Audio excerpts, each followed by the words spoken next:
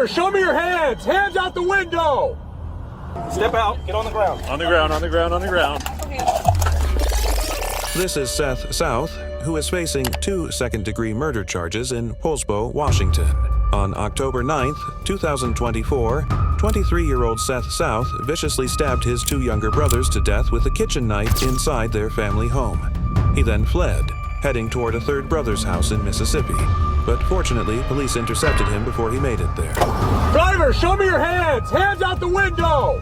Step out, get on the ground. On the ground, on the ground, on the ground. I love you guys.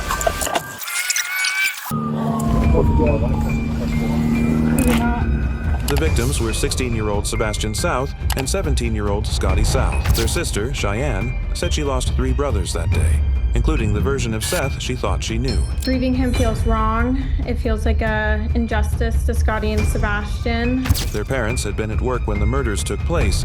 They're now staying with extended family. I think they're both equally as confused as everybody else is, and they're trying to figure out kind of what happened, where to go, what to do. It's too difficult for them. I couldn't imagine returning to a home that once 5 people lived in. As for Seth, he behaved shockingly disrespectful in court. First, he interrupted the judge. I can give the answer. So what I'm going to do is I'm going to have the next... Nobody would disagree with me. Then, he actually tried to walk out of the courtroom. It's accomplished. He only managed a couple of steps before deputies pulled him back. It may be years before Seth's sentence is finalized. For the reasons stated, is an extreme risk of murder to another brother that is at large in our community. But here's at least a bit of good news. Seth will remain behind bars until the trial is over. His shocking rampage shattered his family. But what happens when the murderer turns out to be the mother herself? Stuff going on in here, but do not talk to anyone about your case. Like in the case of Isabel Martinez, who faced 5 counts of murder, aggravated assault, and cruelty to children in Loganville, Georgia.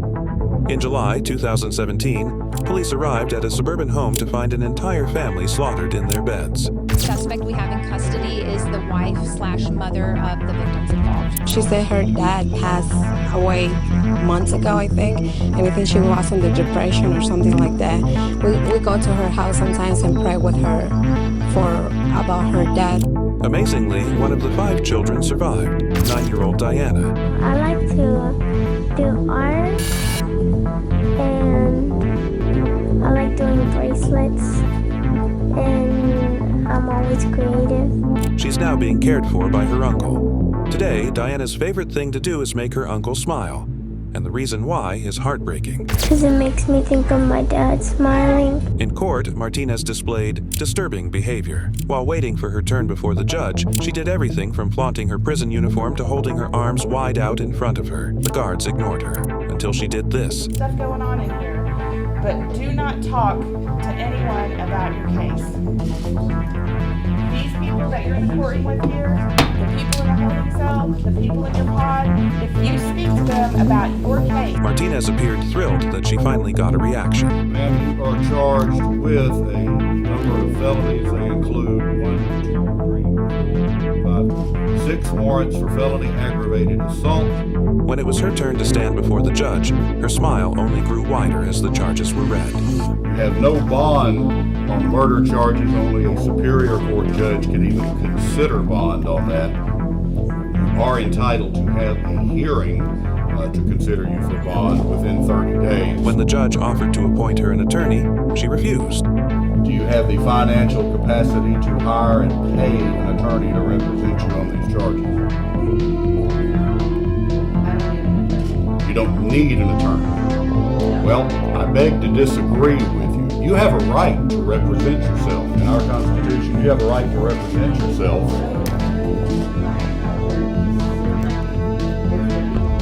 In the end, Martinez was sentenced to life in prison with the possibility of parole. Isabel Martinez murdered her children in a chilling act of faith. But what happens when a mother turns the blame on her own son? I want the world to know who did this. Not only did I not do this, I know who did. I know Scott killed his father. Like in the case of Melody Farris, who was charged with malice murder, aggravated assault, concealing a death and making false statements near Marietta, Georgia.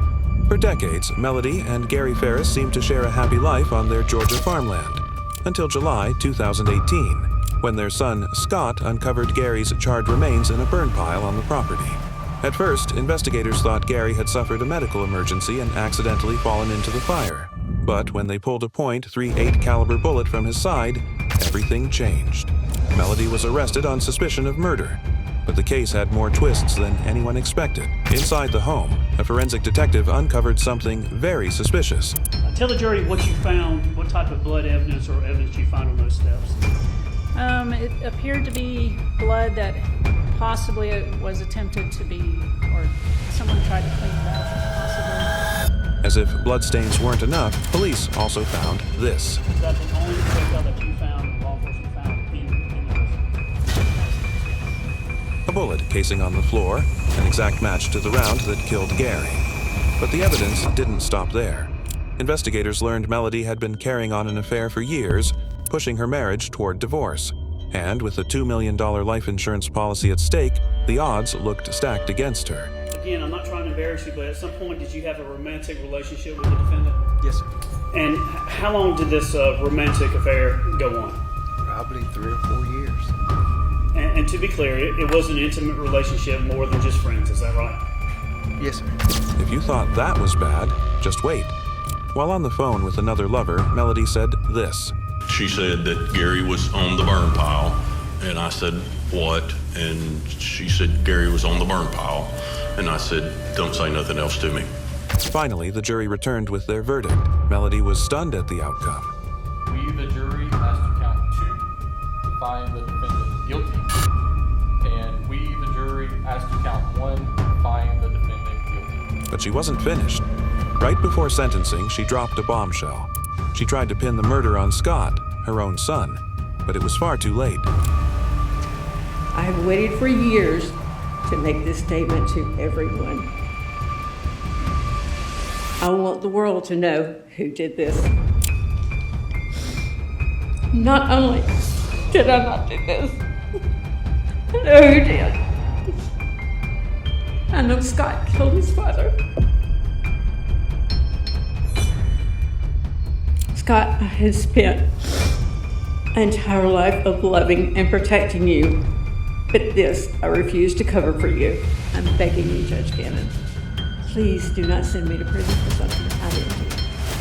The legislature has spoken, and the penalty for murder is life, sentenced to life with parole, or life with the possibility of parole.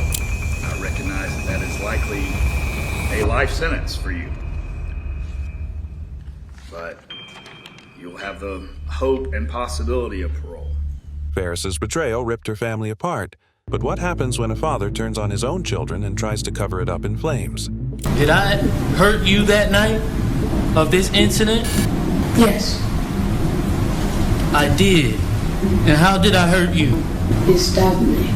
Like in the case of Ronnie Oneal III, who faced 2 counts of first-degree murder and 1 count of attempted first-degree murder in Riverview, Florida. In 2018, Ronnie Oneal was living with his girlfriend and their 2 children when he suddenly snapped. I'm shot. Help me. I'm shot. Help me, please. Jesus, help me. I'm shot. What's the address of the emergency, ma'am? On the phone that night was Oneal's girlfriend, Kenyatta. What's the address of your I'm emergency? shot. Help me, please. What's your address? What's your address, ma'am? Shot me. Help me, please. He shot me. Where? Oh, no. What's up?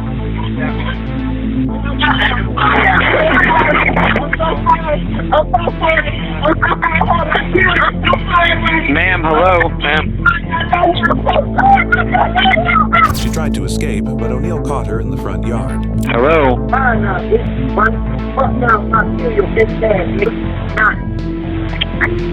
Right now, come on, and help me kill this bitch. Then he turned on his own children, shooting at his son and using a hatchet to kill his 9-year-old daughter before setting the house on fire. Hey, I just been attacked by some fucking white demons inside, and she tried to fucking kill me, and I just killed her stupid ass.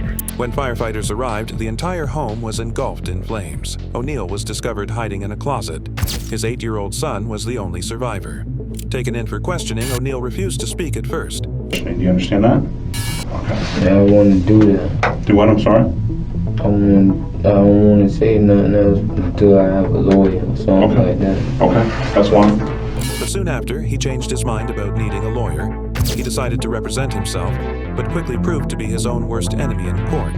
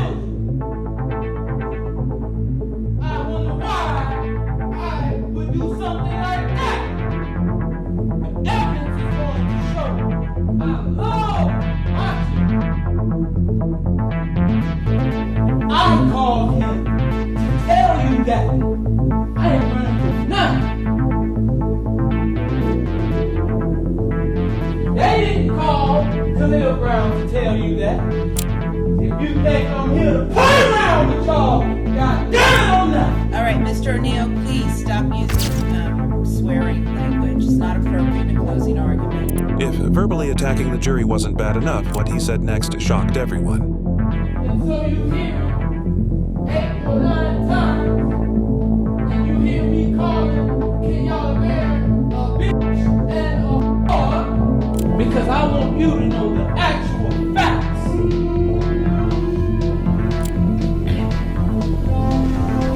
I did kill Camia Gamet. Oneal was given 3 consecutive life sentences plus an additional 60 years. As for his son, little Ronnie was adopted by one of the firefighters who saved him that night. They're really nice people. One of the best moms and dads. They take care of me. There's no one else better than them.